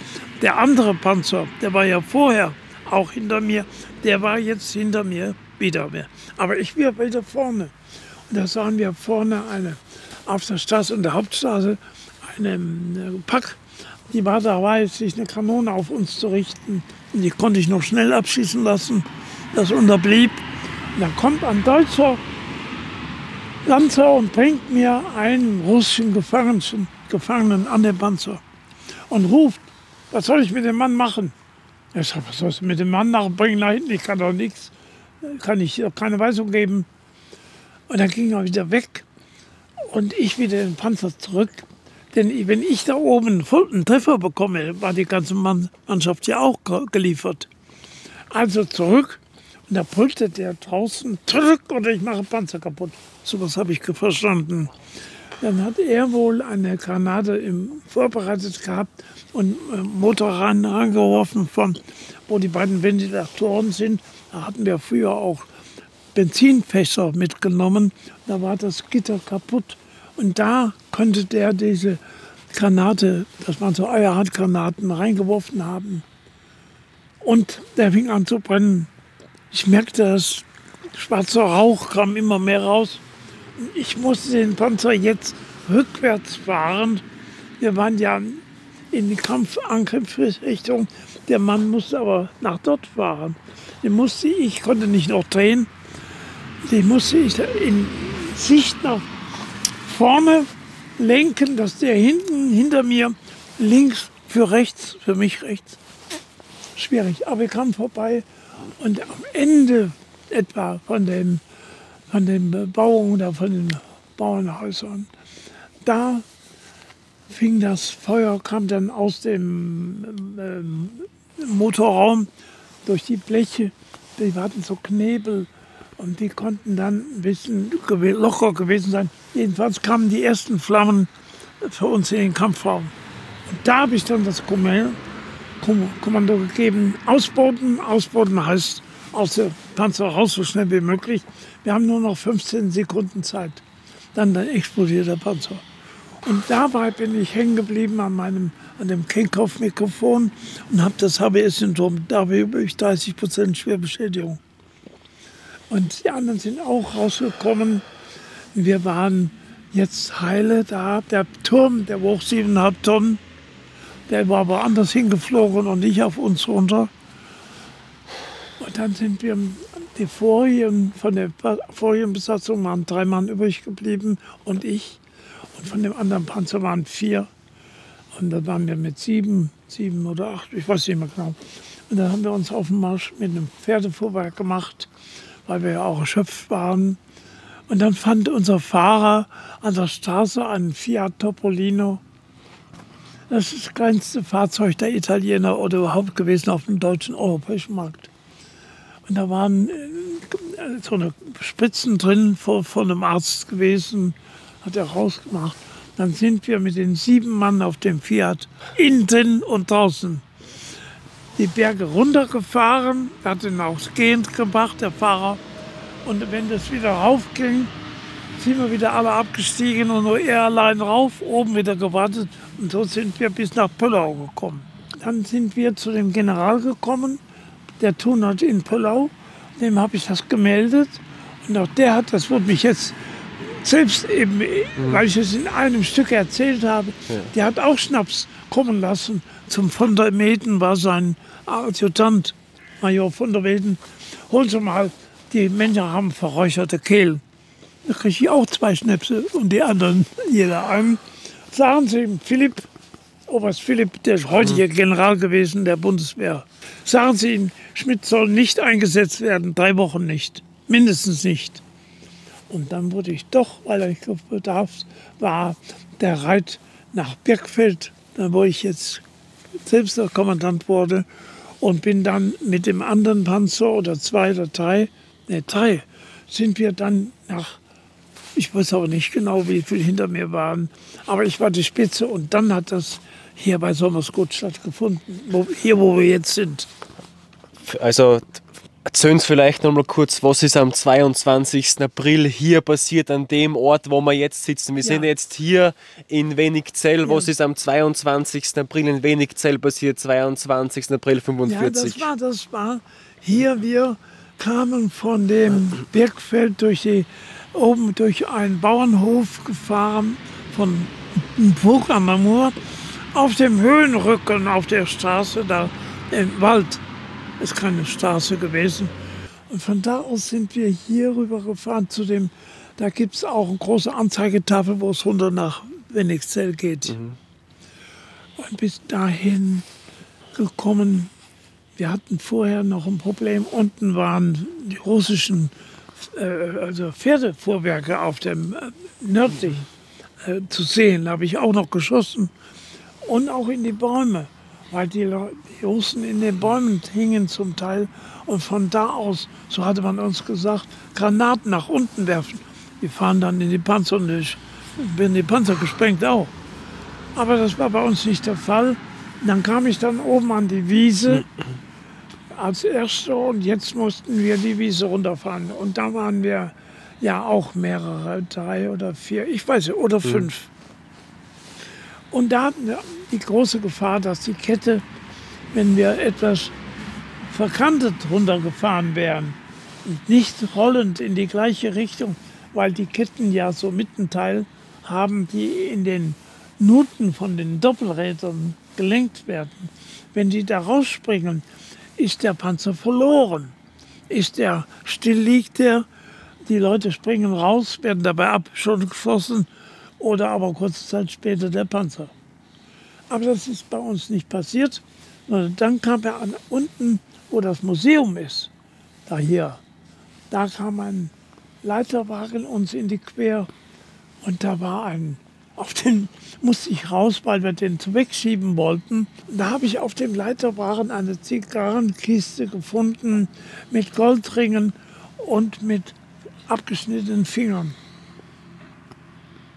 Hatten die Russen hinterlassen. Da oben brannte es, die Kirche. und was anderes. Mehr konnte ich aber nicht sehen. Dann sind wir unterhalb vom Bettenhofer an der Kirche vorbei, nach hier gekommen, hierhin. Aber auf dem Wege hierher lagen an der Straßenrand so Hülsen mit leer, also abgeschossen. Das Geschoss war weg. Also hatten die 9-mal, schätze ich mal, 8, 9 Mal, auch schon auf uns geschossen. Einmal oben an dem Wegkreuz, wo wir mal gewesen sind. Wo der Schuss drinnen zum Sehen ist. Ja, genau. Der Schuss muss gekommen sein, entweder so oder so, das kann ich nicht sehen. Wenn das Geschoss kommt mit 1100 km/h, war die Geschwindigkeit, Meter pro Sekunde, die Geschwindigkeit für solche Geschosse, dann hätte das Ding umgekippt, wenn das massiv gewesen wäre. Den Panzer hat es umgeworfen. Also wie gesagt, das ist der Grund dafür, dass man das genau erkennen kann. Das war der erste Schuss. Das war damals der erste Schuss, der Ihnen gegolten hat. Ja. Vielleicht hat er da auch da oben geschossen, was wir nicht gemerkt haben. Kann man ja nur merken, wenn bei uns hier klingelt. Oder hier. Aber hier war es auch nicht. Aber danach, da war eine Ausbuchtung in der Straße, da lagen die Hülsen. Die Hülsen sind die Ladung für den Treibsatz. Die waren jetzt leer, wenn sie verschossen waren. 9 hat er verschossen, schätze ich mal. Die lagen am Rand. Das habe ich erkannt und gesehen, das kann nur ein Panzer sein. Denn der so schnell von da, erst dann später da unten, uns abschießen konnte. Ein großes Geschütz konnte das nicht sein. Das würde viel Arbeit, das da unten neu zu positionieren. Aber der Panzer war natürlich eine bewegliche Kanone, eine sehr leicht, die war der Motor für ausgelegt. Nicht wahr? Und dieses ist ja das Symbol von Wenigzell geworden. Wenn man im Internet heute nachguckt, Wenigzell, da findet man das als Symbol von Wenigzell. Denn das ist einzigartig in der Welt. Es gibt es nicht nochmal. So. Jetzt fahren wir wirklich dahin, wo du wirklich abgeschossen wurdest. Jawohl. Und kannst du dich erinnern, vor 10 Jahren? Oh ja, wir müssen aber... Da kam genau so ein Traktor hoch. Ja. Und den habe ich einfach aufgehalten. Hab gesagt, ja, es war so ein... Und dann hat er gesagt, ja, so ein Wetter ich war weiß auch. das, ich kenne die Geschichte von meinem Großvater. Ja, das war unglaublich. War die Höhe auch. Und da muss es ein bisschen runtergehen, ein bisschen.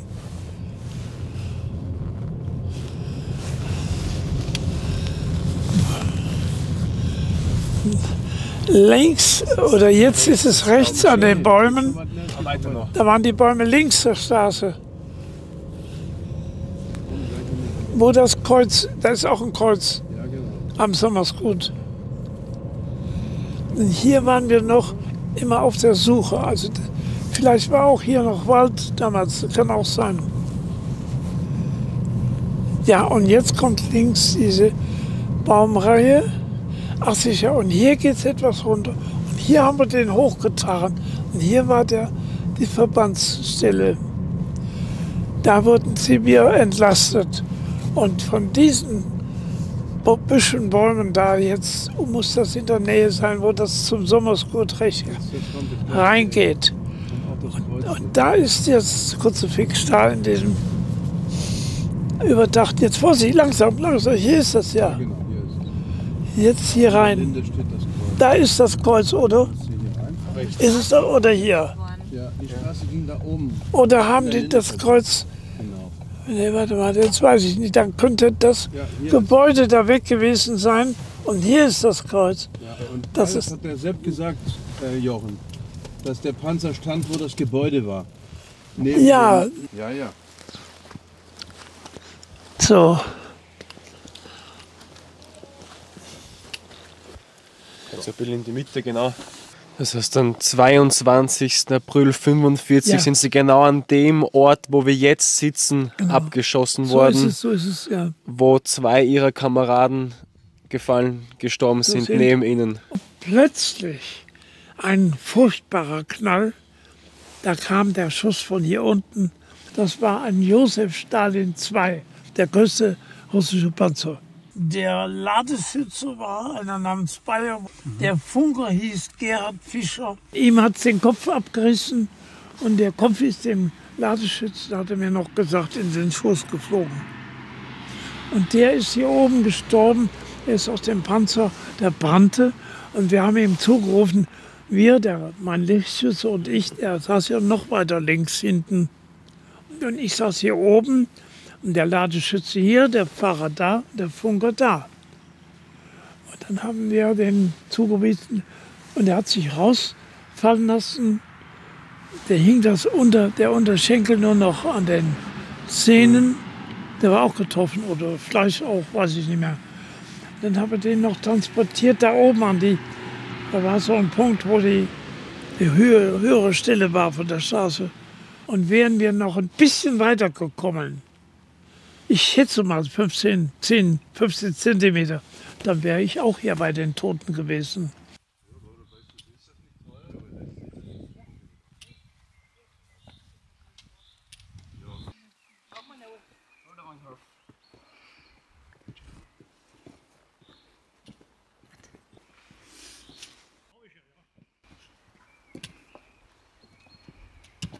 Und da sind Vergissmeinnicht-Blumen.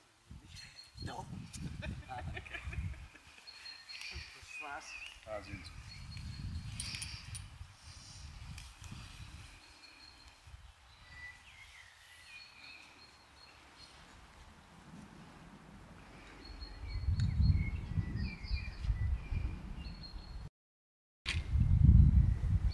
Ich wäre um wenige Zentimeter mit dabei gewesen, dann würde ich auch hier gelegen haben, wenn Gott mir nicht den Weg ins Leben zurückgegeben hätte. Denn ich war hier mit den beiden zusammen auf dem Weg in den Tod. Und sie haben ihn gefunden und ich nicht. Deshalb können wir heute nach so vielen Jahren, 80 Jahre, miteinander hier sein, die wir einen Teil dessen erlebt oder nachempfunden haben, was ich damals und in der Nachfolgezeit durch jedes maliges, wenn möglich, Wiedersehen mit Ihnen, mit euch hier im lieben Willingzell. Und hier hat der Bürgermeister damals mir vor 10 Jahren oder ein paar mehr die Chronik von Willingzell geschenkt oder darin geschrieben. Der Claudius wird es vorlesen und ein Gedicht von mir, was ich damals gemacht habe, hier. Und was mein Bekenntnis auch zu dieser schrecklichen Frage, Krieg oder Frieden oder wohin führt die Welt. Lieber Claudius, willst du das uns mal lesen? Das lese ich euch vor. Ließ bleiben, Geburtstag zu feiern zu Haus, nach 70 Jahren zog's mich noch einmal hinaus. Also das war jetzt vor 10 Jahren.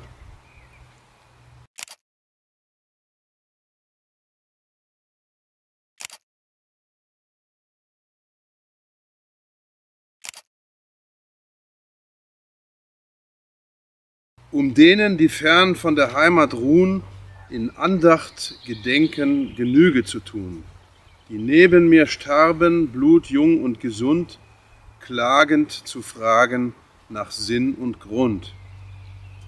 Dort auf dem Kriegerfriedhof in Wenigzell gedachten ganz still wir unzeremoniell Gerd Fischers und Bayers vom 616 Panzer, 2 untadelig treue Kameraden und Lanzer aus meiner Besatzung, der ich Kommandant, 2 Wochen vor Kriegsend im steirischen Land. Nichts anderes als Wahnsinn und Gier nach der Macht hat immer schon Völkern solch Unheil gebracht.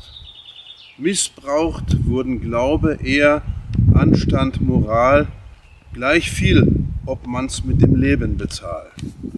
Unendliches Leid, Elend, Vertreibung und Not sind bis heute Kriegssaat und millionenfach Tod.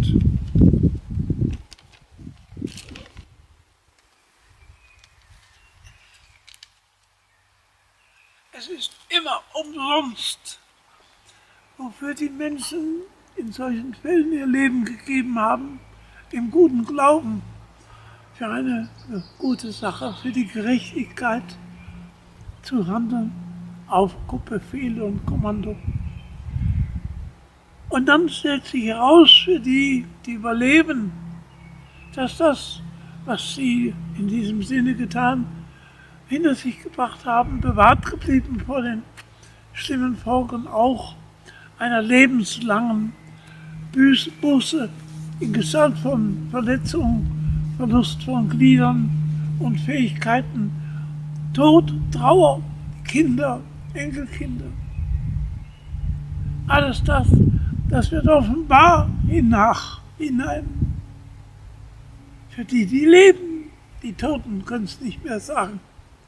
Deshalb sind wir hier, um zu erinnern daran, dass das Geschehen Wahrheit war.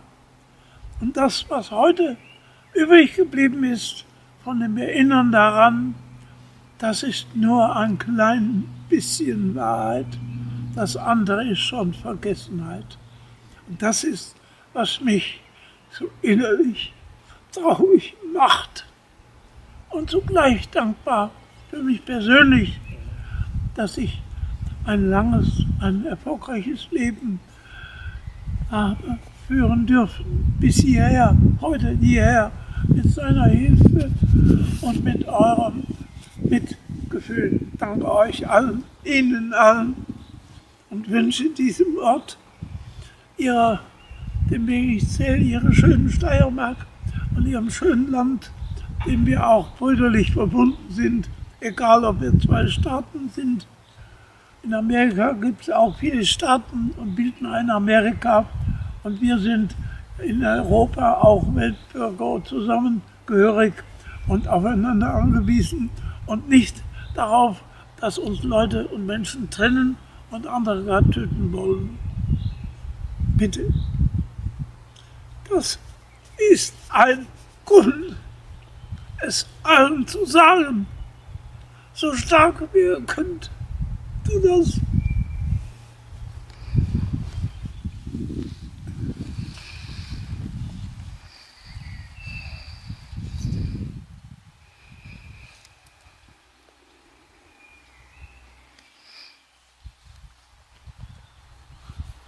An unserem Platz, wo wir stehen, können wir handeln, können nur im Sprechen mit anderen ihnen sagen, die Wahrheit ist das und nicht das Vergessen. Das Denken, das Andenken an die Menschen, ja, aber das Vergessen von Verbrechen nicht. Und dann kam der Tag, als es hieß, es ist ein Kriegsende vereinbart. Wer heute am 8. Mai mittags um 12 Uhr über die Demarkationslinie zwischen den Russen hier und den Amerikanern auf der anderen Seite von der Mur, in Puck an der Mur, über die Brücke ist, der ist beim Amerikaner und die anderen bleiben dann hier. Und die Russen, das wisst ihr ja, was da passiert. Und da bin ich auf die LKW-Trittbretter gesprungen, wenn sie fuhren. Und wenn sie wieder stehen mussten, viele fuhren ja alle zu diesem Punkt und wollten auch über die Brücke. Wie viele davon rübergekommen sind, weiß ich natürlich nicht. Aber ich war um 11:30 da. Das weiß ich. Und zwar nur durch das Runterspringen, weiterfahren und so weiter. Und ich hatte auch nur eine kleine Packtasche mit ganz wenig Sachen. Und auf der anderen Seite war dann die Erleichterung. Dann kamen wir nach Bischofshofen und dort war die Wahl. Wir waren 5 Panzermänner. Einer davon war Karl Jagemann, mein lieber Freund aus Lüneburg. Und wir wurden aufgrund dessen, dass die aus Italien kamen, die sogenannte Kesselring-Armee, die hatte kapituliert. Und die Kapitulanten, die wurden nicht in Gefangenschaft nach dem Kriegsrecht, sondern nur in eine Internierung gebracht. Und dann wurde entschieden, was mit ihnen geschieht.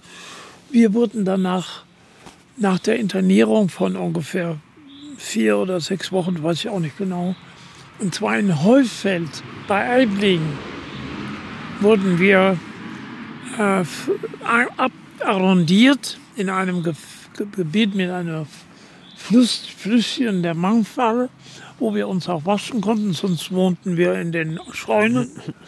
Und ich war, weil ich der Kommandeur, der war aus Passau, Polizeibeamter, der hatte gefragt, wer kann denn von euch Englisch? Keiner hat sich gemeldet und er hatte EK1 und ich auch. Da habe ich gesagt, der muss sich doch wohl beistehen. Ich sage, ein bisschen kann ich, bringen Sie mir bei. Habe ich gemacht. Und war dann durch alleine, als während die anderen als Pulk in der Mangfall badeten, ging ich nach dem Englischunterricht alleine. Nackt, wie wir alle. Und dann kamen 2 Schüsse bei mir im Wasser an von der anderen Seite. Und der eine löst sich ein Soldat aus dem Gebüsch, ein Amerikaner mit voller Tarnung, und sagt, come here. Die anderen Teil der Böschung hoch.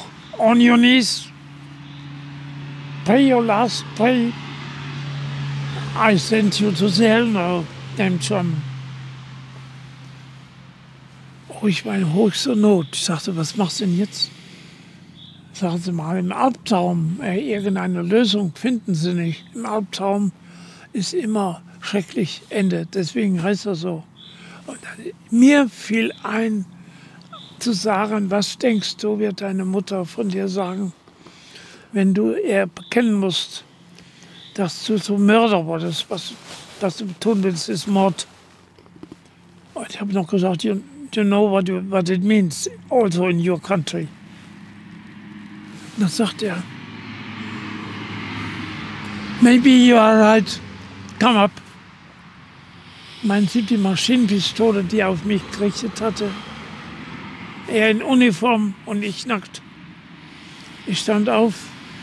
Ach, das hat er noch gesagt, you have a black mark under your arm, als ich die Hände hochlegen musste.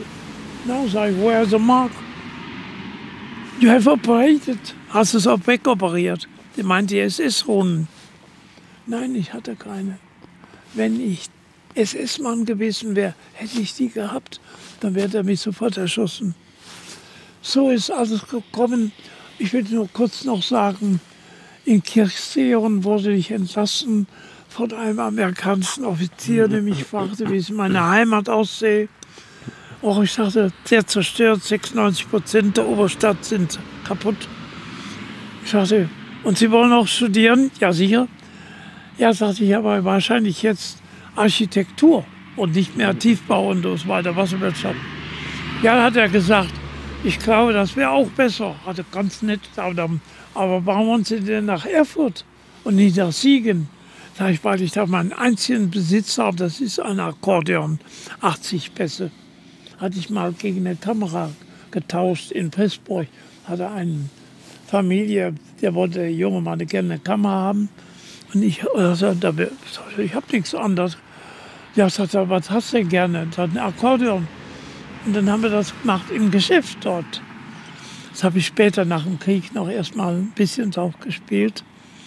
Ja, und so weiter ist dann mein Studium später los. Ich war bei dem Architekten, dem ersten auch noch praktiziert und diese Rekonstruktion der zerstörten Oberstadt mitgearbeitet an der Abschätzung der Schäden, die entstanden waren aufgrund der Grundrisse. Konnte man das hochrechnen mit Kubikmeter und Bautenraum. Habe ich auch gut gemacht, irgendwie. Ja, dann ging das mit dem Studium los. Das war der Älteste, der war 32, der war Major gewesen und der Jüngste war 17, 18. Und wir haben zusammen einen Lehrgang zu besuchen gehabt und eine neue Prüfung machen. Und wir wurden dann zugelassen zum Fortsetzung des Studiums mit Wiederholung der letzten Semester, sodass es eigentlich nochmal ein ergänzend Wiederholen, Zurückholen des Wissens, was wir schon hatten, als wir Soldaten wurden. Und dann habe ich 45 mein Examen ziemlich gut machen können. Und danach gab es erstmal keine Stellen, es waren die guten Stellen alle. Die Haushalte waren noch nicht dotiert, es gab noch kein neues Geld. Die Währungsreform kam erst danach. Und dann habe ich aber eine Zusage aus Oberhausen bekommen. Ich habe mich vorgestellt, ich wurde genommen.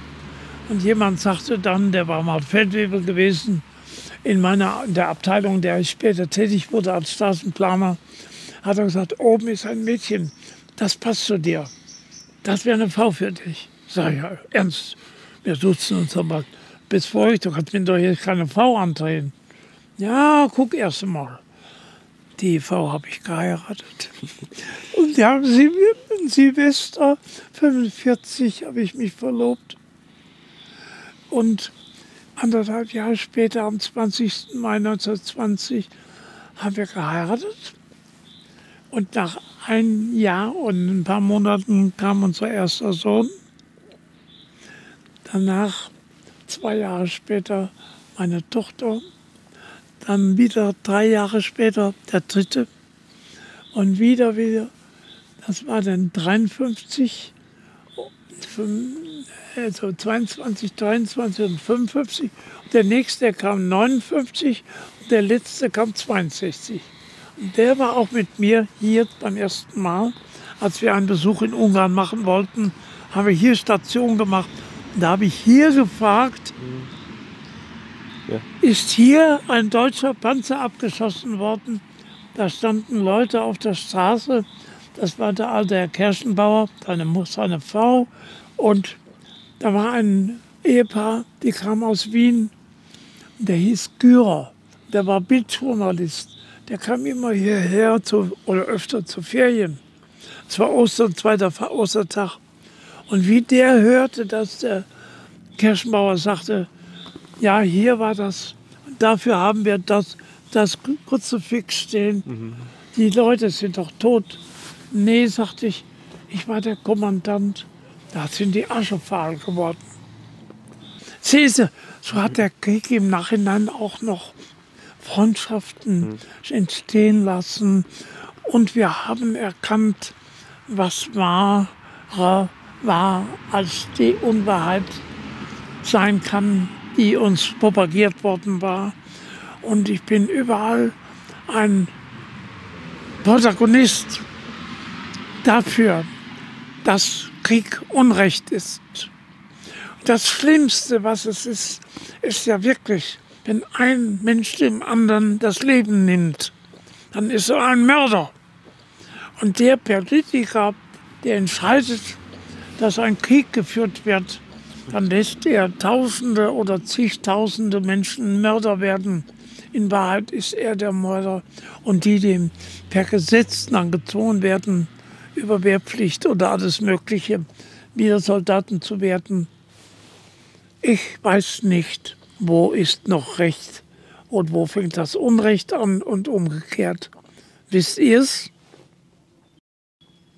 Wir sind in einer chaotisch gewordenen Welt mit einem Instrumentarium durch den menschlichen Geist geschaffen, mit dem er selber sich das Grab des Endes möglicherweise der Menschheit auf dem Krümel Erde schafft. Im Vergleich zu dem riesengroßen Weltall ist die Erde gar nicht zu sehen. So klein ist sie.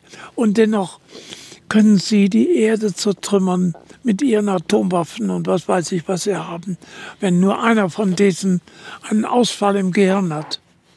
Menschenskinder. Aber ich bitte oft und ich bete jeden Tag und hoffe, dass wir davor verschont bleiben. Und auch die Generation nach uns. Aber ist es Utopie oder ist es nicht doch auch eine Sache, die wir, wenn wir es glauben, ich glaube das, dass ich Hilfen erfahren habe in meinem Leben in unglaublicher Weise, dass ich erhalte, ich kann noch Klavier spielen.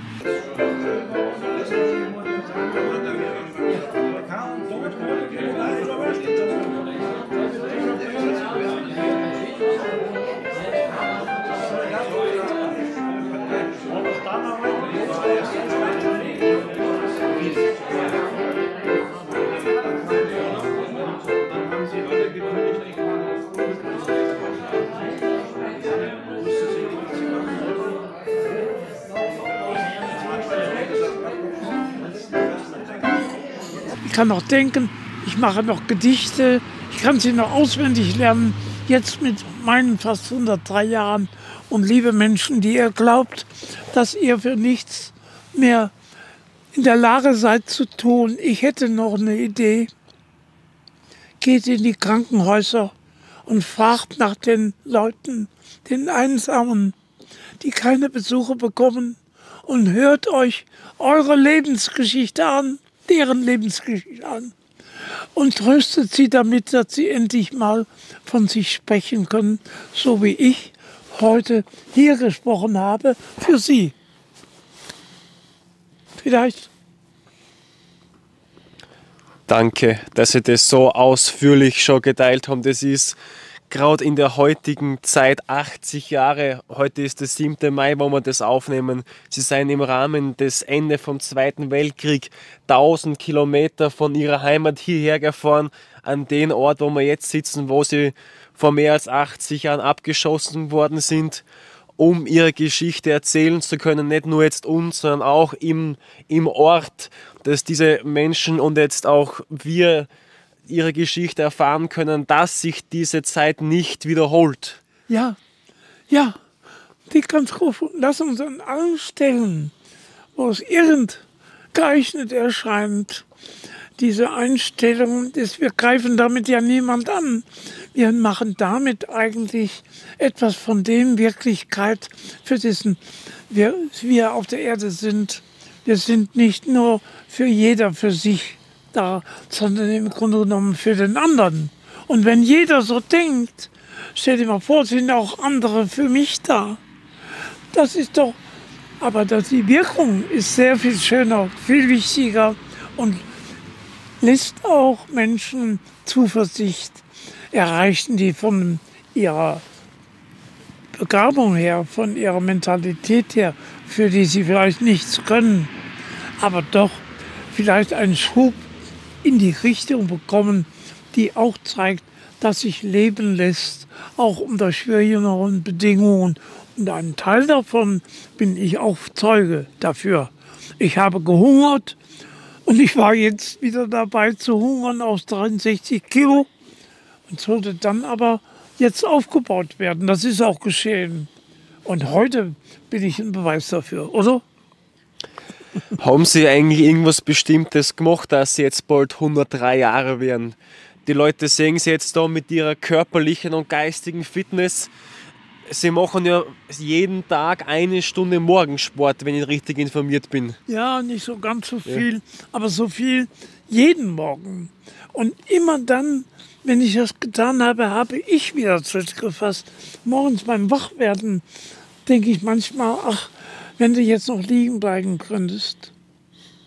Dann habe ich aber irgendeine neue Aufgabe. Oder der Pflegedienst kommt und muss mich verbinden. Und der kommt dann nicht, oder kommt später, oder kommt sogar manchmal früher. Aber dann denke ich, du kannst sie ja nicht. Dann habe ich irgendwann mal einen Schlüssel gegeben. Und so kommen die in die Wohnung und manchmal wecken sie mich auch. Also ich will damit sagen, man kann für solche Fälle auch sagen wir, viele Hilfe erfahren. Und zwar gilt dann auch, wie man in den Wald hineinruft, so schallt es heraus. Wenn ich jemand mit einem miesepetrischen Gesicht begegne oder ignoriere gar und mich gar nicht um ihn kümmere, dann kann ich nicht erwarten, dass er mich bemerkt. Wenn ich ihm aber geholfen habe oder versucht habe zu helfen, wenn er in Schwierigkeiten war, der Mann ist mir Mensch, ist mir dankbar. Und so können wir doch uns gegenseitig das Hiersein mit den Gebrechen, teilweise größer und schwerer geworden im Laufe der Jahre, können wir leben, auch wenn man so alt ist, wie ich geworden bin. Welchen Ratschlag würden Sie den Zusehern mitgeben? Ja, das möchte ich sagen. Der Rat wäre,